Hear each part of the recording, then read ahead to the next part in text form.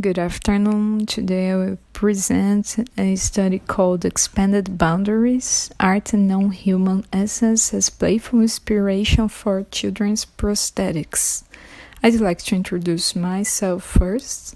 My name is Juliana Soares and I'm from Faculty of Architecture and Urbanism from University of São Paulo.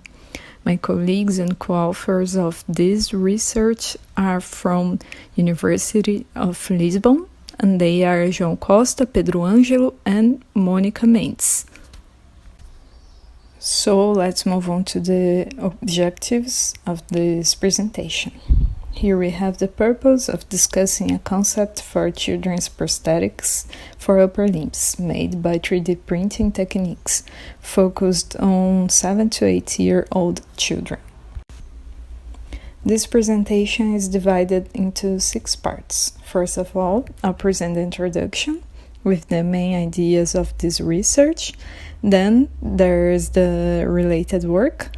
After this, we move to the methods and then to the results.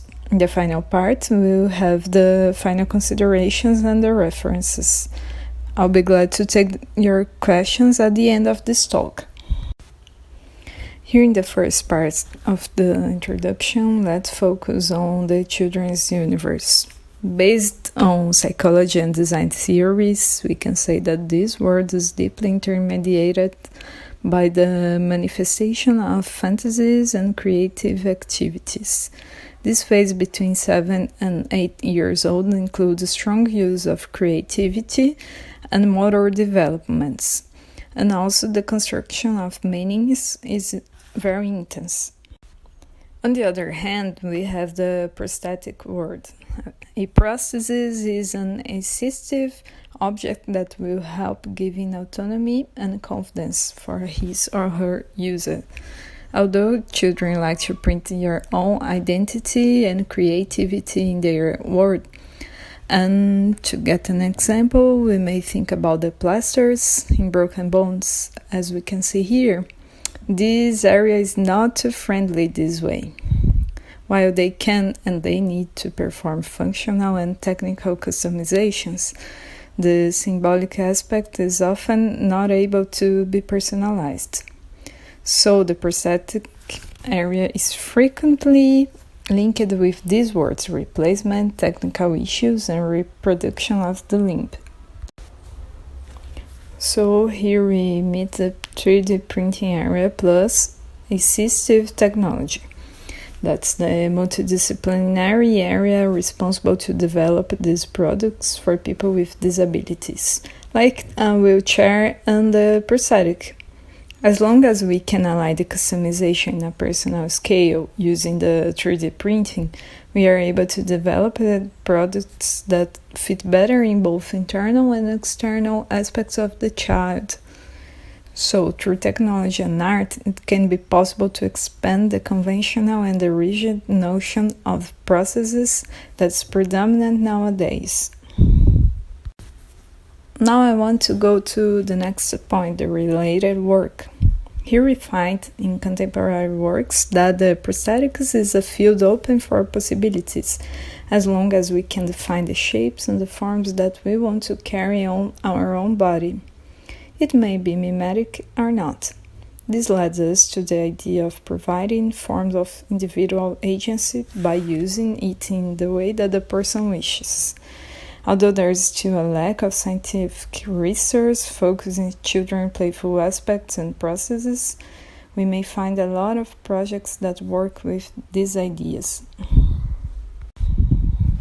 Here we can see some of them. On the top, Enable, a global network, and down the right, Mão 3D, a Brazilian project, and also Alternative Limb Project, a North American project. Also, the Colombian Enable is shown here. All of them work with the idea of printing not only an objective structure, but also an object that dialogues with the subjectivity of her or his user. Also, it's pointed an important potential of developing creative projects for children using this interaction between technology, art, and creativity. This is indicated as a place of encounters between the Ludic and the structural points of the project. To illustrate this technology, here we have a 3D printing working on a prosthesis printing. This case is an upper limb, a hand. We develop the structure in modeling softwares in a customized way, and then we send it to the machine. And just to conclude this part, also is reported the reducing of the costs and the obvious aspect of a broad customization as positive points of this process. But this made us think about accessibility. Is this accessible for everyone? Although it's not properly stressed in the works, we may think about the public spaces as solutions for this. Thus, it's possible to point the Brazilian network called Rede Fablab Livre São Paulo, a public and free network of digital fabrication that's already developing projects like this that were mentioned here.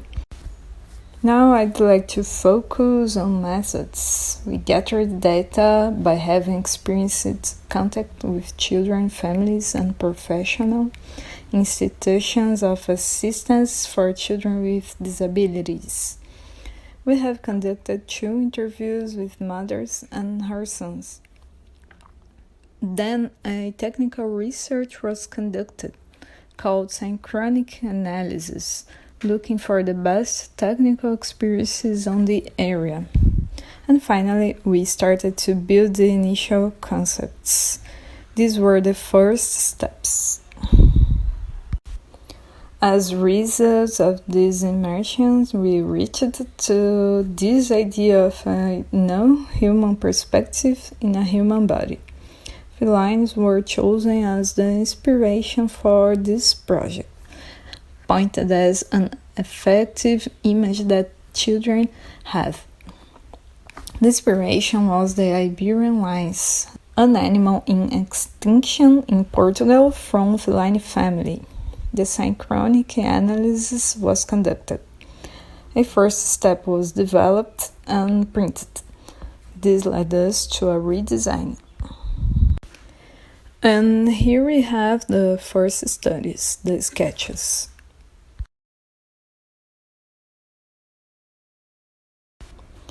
And the first printings. Unfortunately, it was printed in black, but the children pointed out the preference for colors, but we didn't have colorful filaments by the time.